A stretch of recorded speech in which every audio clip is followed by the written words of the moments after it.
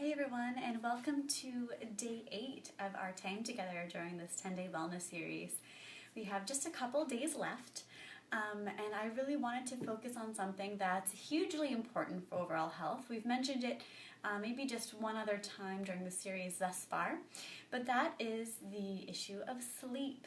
Now, I know a lot of you put that on the back burner, and there's not enough time in a day, and I've got to utilize every hour that I have available to me to get everything done. But sleep is really super duper vital to us, whether you're getting 6 hours sleep or 8 hours sleep.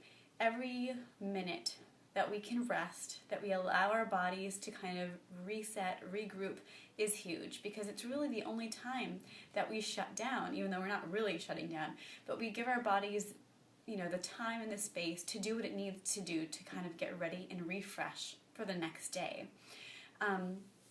Typically, and I'm going by the Ayurvedic clock, which of course, I've introduced it to you a little bit, where it's literally syncing up with the flow and the cycles of nature. So that even relates to the times of day that we do things. So Ayurvedically speaking, right around 12 o'clock a.m. to 2 o'clock a.m. is when we get our second wind. It's when the pitta comes back into play, that, the vata pitta kapha. Well, pitta is the fiery, energetic, sort of let's get things done, full speed ahead energy.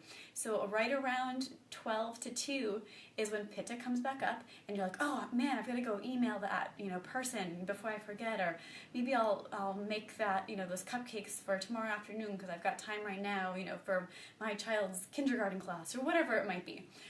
We get that second wind, we want to keep going. What's hard is that, even if you're staying awake till 12:30 just to get that last thing done, our bodies are revved up. So then when we go to sleep around 12:30, 1 o'clock, we have a harder time falling asleep and getting that rest that we need. We're a little bit, maybe it's our minds, maybe it's our physical bodies, maybe it's both, but we're in that pitta time, so our bodies are not in the mode to relax. So in a perfect world, if we can get to sleep, 10:30 would be perfect, 11 is probably the furthest you want to push it.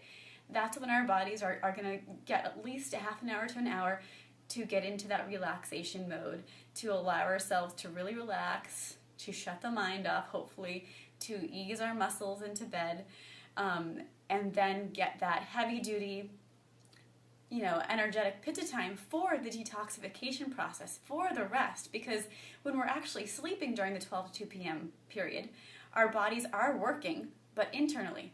So our liver's detoxing, our digestive tract is moving things out for hopefully a nice movement the next morning. Our minds are sort of releasing the chatter of the day and processing maybe through dreams, maybe in other ways, but it's literally when our body, again, can regroup. So getting to bed by 10:30, 11 at the latest is amazing.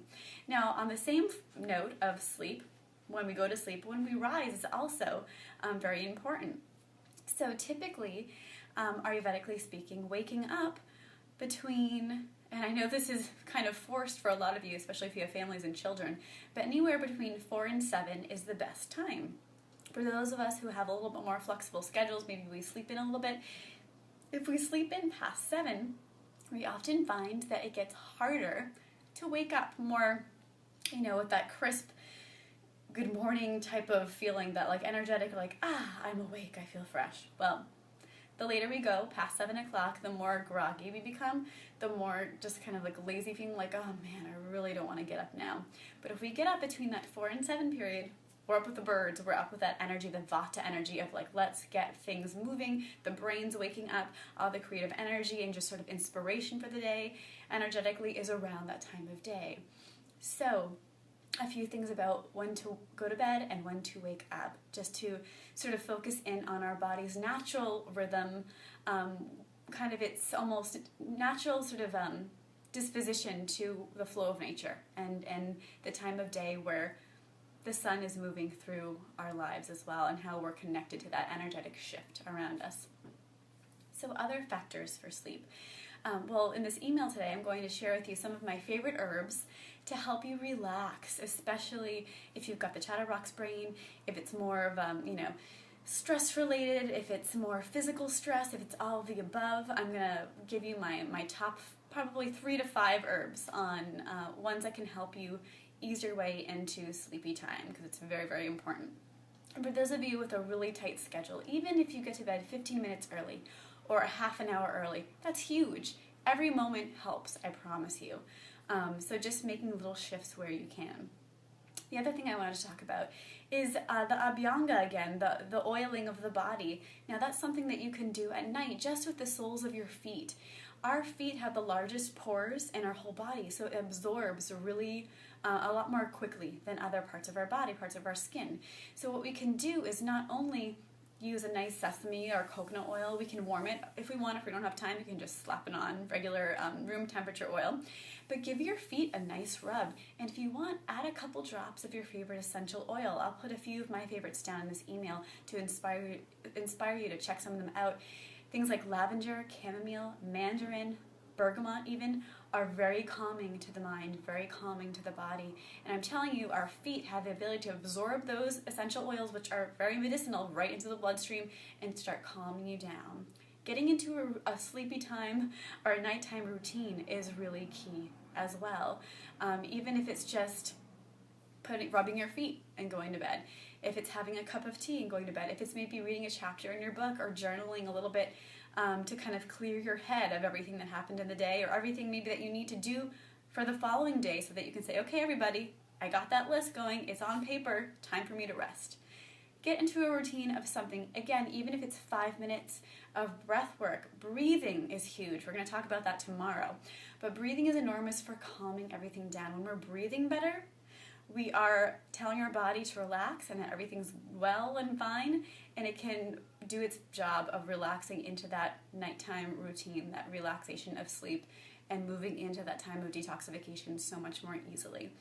So, think on that. Again, all these tips throughout this entire 10-day series are just things to sit on. Take what makes sense to you, let go of the rest, and remember to take baby steps. I'm not trying to bulldoze you with all these things and expect you to do all of them every single day, from day one all the way, till however long you want to practice these things. But to slowly incorporate them into your daily routine to the point where they feel normal and you're feeling the benefits, so you want to keep doing them and you don't have to think about it anymore. So again, just put these things in your cap, either save them for later or maybe try a couple, as you feel is appropriate to you and your lifestyle.